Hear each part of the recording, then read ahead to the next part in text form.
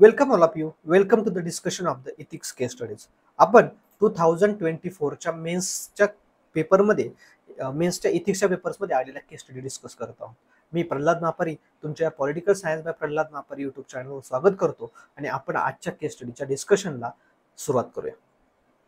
पहिले केस स्टडी काय बघा. Sneha is a senior manager working for a big reputed hospital chain. लक्षात ठेवा, हॉस्पिटल बद्दल क्वेश्चन आहे आणि ती कोण आहे? सिनियर मॅनेजर आहे Sneha. In a mid side city. हे पण इम्पॉर्टंट आहे कारण का मोठी सिटी नाही, मेट्रोपॉलिटन सिटी नाही, तर एक मिड साइड सिटी आहे. She has been made in charge of the new super speciality centre. So ती इन्चार्ज आहे कशाची? That hospital is building with a state of art equipment. State of art म्हणजे काय? एकदम हायटेक, नवीन लेटेस्ट टेक्नॉलॉजी वालं and world class medical facilities. एकदम top class medical facilities आहेत. हे सांगण्याचे सिग्निफिकन्स काय की तिथं तुम्हाला चांगल्या पद्धतीच्या सोयी सुविधा भेटू शकतात. Technology, medical technology highly introduce केलेली आहे.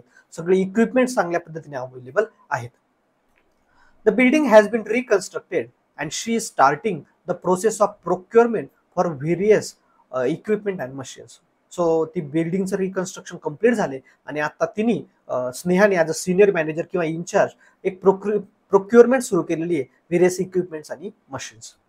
As the head of the committee responsible for the procurement, she has invited bids. तिने भरपूर साऱ्या गोष्टींमध्ये बिड्स मागवलेल्या आहेत की कशा प्रकारे मसुदे एक्सेट्रा तुम्हाला प्रोक्युरमेंट करण्यासाठी from all the interested reputed vendors dealing in medical equipment.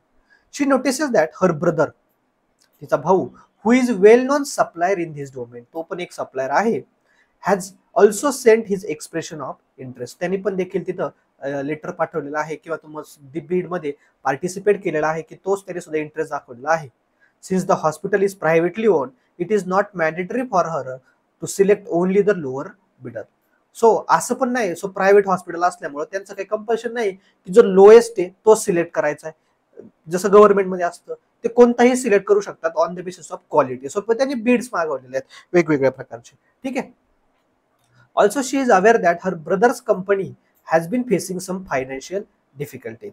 So तिने ही देखील गोष्ट पाहिली की फायनान्शियल डिफिकल्टीची जी भावाची कंपनी आहे ती ऑलरेडी काही आर्थिक संकटामध्ये आहे आणि big supply order will help him recover.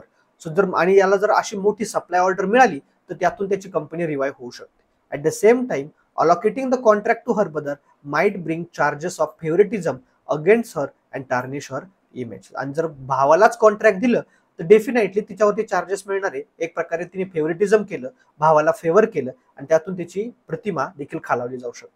Hospital management trust her fully and would support any decision of hers. But hospital management तिच्यावरती म्हणून तिला इन्चार्ज केलेले, पूर्णपणे विश्वास ठेवू नये आणि मग अशा कंडिशनमध्ये तिच्या डिसिजनला पण सपोर्ट करतं. मग या कंडिशनमध्ये what should be the Neha's course of action असं विचारलेलं आहे. कोर्स ऑफ ऍक्शन म्हणजे काय की तिने कशा कशा पद्धतीने ती प्रक्रिया पूर्ण करावी. फक्त इथं ऑप्शन्स अवेलेबल नाही विचारलेलं, इथं विचारले कोर्स ऑफ ऍक्शन की ठरवायचं तुम्हाला याच्यावर डिसिजन घ्यायचा आहे, पण त्याच्यासाठी तुम्ही कोणत्या कोणत्या प्रक्रिया फॉलो कराल. दुसरी गोष्ट, how would she justify what she chooses do. मग तिने जर कोणतं एखादं पाऊल घेतलं की त्या पाऊलाला ती जस्टिफाय कसं करेल. फॉर एक्झाम्पल, तिने जर तिच्या भावाच्याच कंपनीला जर ऑर्डर दिली तर ते कसं जस्टिफाय करेल आणि तिने जर तिच्या भावाच्या कंपनीला सोडून ऑर्डर दिली तर भावाला कसं जस्टिफाय करेल. सो दोन्ही गोष्टी तिला जस्टिफाय करायचं आहे, समर्थन करायचं आहे. In this case, how is the medical ethics compromise with the vested personal interest. मग तुम्हाला मेडिकल इथिक्स आणि स्वतःचं स्वयंहित या दोन गोष्टीमध्ये कम्पेअर करून बघायचंय आणि सांगायचं कशा प्रकारे कॉम्प्रोमाइज होऊ शकतं मेडिकल इथिक्स जर पर्सनल इंटरेस्ट असेल स्वतःचा तर. स्टोरी फार सिंपल आहे. स्नेहा एक मेडिकल ऑफिसर आहे किंवा सिनियर मॅनेजर आहे.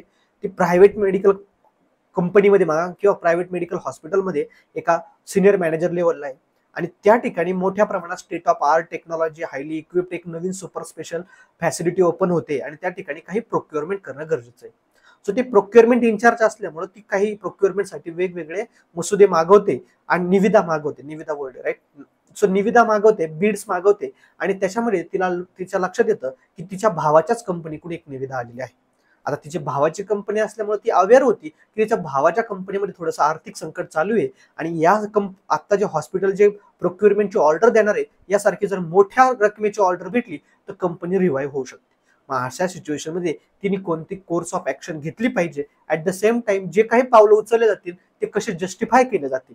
आणि मग ह्या सगळ्या सिच्युएशनमध्ये तुम्हाला असं वाटतं का कुठेतरी मेडिकल इथिक्स कॉम्प्रोमाइज होतोय प्रत्येकाच्या पर्सनल इंटरेस्टमध्ये? सो याच्याबद्दल लिहायचंय. सिंपल, किती सोपी आणि साधी सरळ केस स्टडी आहे. ठीक आहे. So that's all about this case study. भेटूया नेक्स्ट केस स्टडी. थँक्यू.